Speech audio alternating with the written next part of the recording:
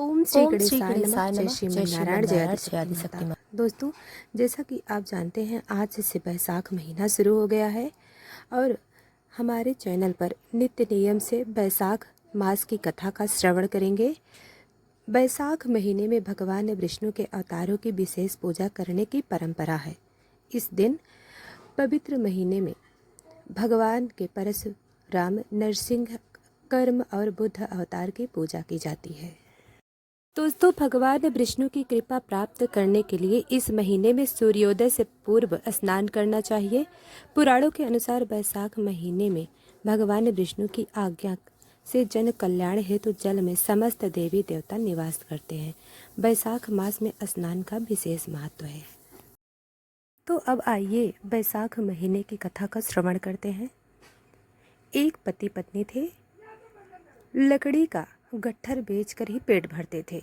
बैसाख का महीना आया, सब लोग बैसाख स्नान करने लगे तो ये औरत भी बैसाख नहाने लगी।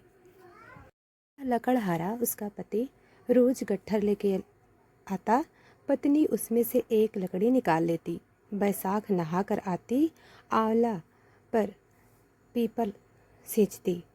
ऐसा करते एक महीना हो गया। पत्नी नहीं थी। एक एक बची हुई लकड़ियों का आधा गट्ठर बनाकर बेचने गई। भगवान का नाम लिया, लकड़ियाँ चंदन की हो गईं। राजमहल से गुजरी तो राजा को चंदन की खुशबू आई। राजा ने पूछवाया कि लकड़ियों की कीमत क्या लोगी?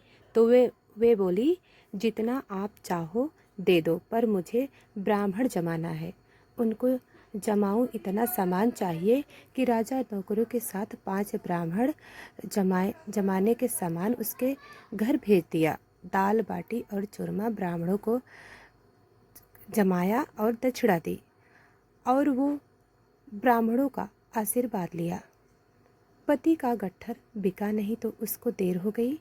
इधर ब्राह्मणों व भगवान के आशीर्वाद से झोपड़ी महल में बदल गई।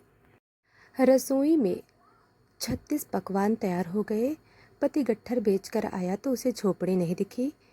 वे पड़ोसन से पूछने लगा। पड़ोसन बोली, तुम तो लकड़ियाँ बेचते रहते हो, तुम्हारी पत्नी स्नान ध्यान पूजा पाठ करती है, ब्राह्मण जाती है, बाकी तुम जानो।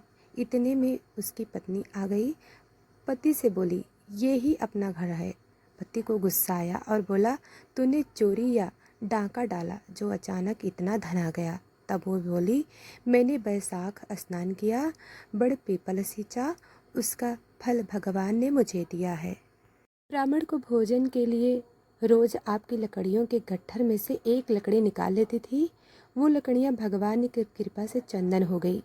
बेचने गई तो राजा ने गट्ठर मांगा। मैंने राजा से सूखा सामान मांगा जिससे ब्राह्मण भोजन करवाए, दक्षिणा दी।